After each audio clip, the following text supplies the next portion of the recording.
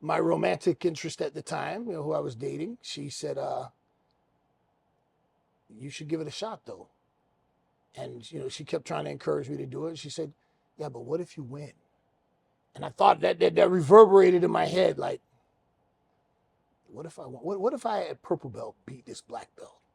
And in gi, I beat the black belt. Damn. I beat him Right with a pulled hamstring. And it was cool because he, unfortunately for him, didn't like the referee's decision and was on the mat very embarrassingly vocal about it. He was screaming, "You got to be fucking kidding me." It was bad. It was a bad look. And I understand his frustration, but I understood the rules a little better than he did. And I went up to the podium when he won and took my second place. And then my romantic interest at the time, she was a Marine and he was a Marine. So they were talking and she kind of told him, hey, he took his L and went up there with you. Are you going to be there when he goes? And there's a picture of me with my NAGA championship belt, with my purple belt, and him with his black belt with his head down. Like he didn't want to be there, but he did the right thing. Okay. And it was huge for me because, my school, my professor, Andre and Kurt, they posted it like our purple belts are out here beating black belts, so it was a crazy thing for me because now I had an unscripted championship title. Unscripted. Right. A NAGA world champion. Yeah. And so at this tournament, my son just had an amazing weekend. His composure, his sportsmanship, his attitude was beautiful. And then when we took a picture with his, because they got little youth belts now. So I'm very good friends with the Bailey family who helped run NAGA. And they allowed me to get one of the championship belts so I could pose with him with our belts. Because I didn't have mine with me, but they let me have one of the adult belts. And I explained to Cam that, hey, man, I won a championship belt.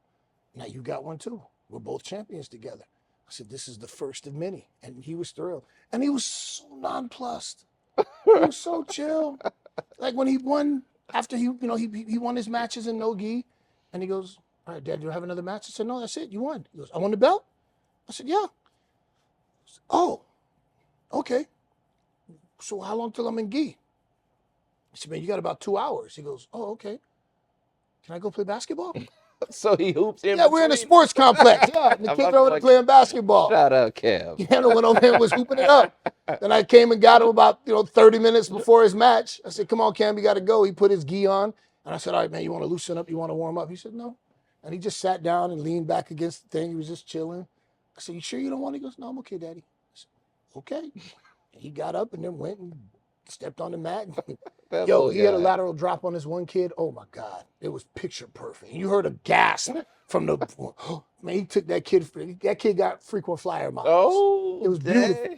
Yeah, it was beautiful. Right on. And then at the last picture, he took the kid's back and he got a rear naked choke.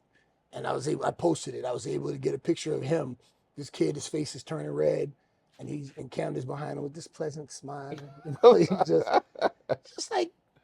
just pleasantly wrecking shop. He's not excited, not, he's not being a dick. He's just like, man, I love this. This is great. And I told him, okay, you're on the winner's side today, but in the future, you're going to be on the other side. You ready for that? He goes, yeah, I'm ready for it, Daddy. He said, you win or you learn, right? I said, okay. Right. You win or you learn. You win or you learn. Man. So that's how I spent my weekend. Little grappling. I know Kurt also has to feel some specialness inside here, Professor Kurt. Yeah, of course, man. To coach you, and then now your son's a double champion too. Yeah, man. And me and Kurt came up together. I was a white belt when he was a blue belt. Oh, really? Yeah, okay. Yeah. But Professor Andre was the one who taught me and Kurt. 10-4. And Professor Andre commented on it, and congratulations, champion like his dad, following. That's special. And Andre was the one I said, I want to win a world championship. I believe I can do it. And he said, no, you can do it. I believe in you. And I'll never forget when I won IBJJF Masters Worlds at purple belt. That's when I got promoted to brown belt. And afterwards, I was sitting just kind of soaking it up. And Andre kind of came over and gave me like one of those tackle hugs. He goes, mission accomplished. And he said one day, if you go by Champions BJJ, you go to the trophy cases, a significant amount of some of those medals and a couple of those belts are mine. I helped build that trophy case. And for a long time, I used to tell Andre, I want to win a world championship. And he said, you can do it. And I remember one day we were looking at the trophy case and he said, you are my best chance to win a world championship. I said, no pressure. But I delivered. Right on. Because he was an amazing teacher, awesome coach, was there for everything. And now Kurt, inherited those things. And we all did, and we got something going on over at Champions BJJ. Right. You guys want to check out the behind the scenes video where Pete actually gives a full tour of the facility, and Cam pops up too, man. Yeah. So, man, that's almost like a whole segment already. Yeah. Yeah. It's time for some wrestling. Let's talk some wrestling.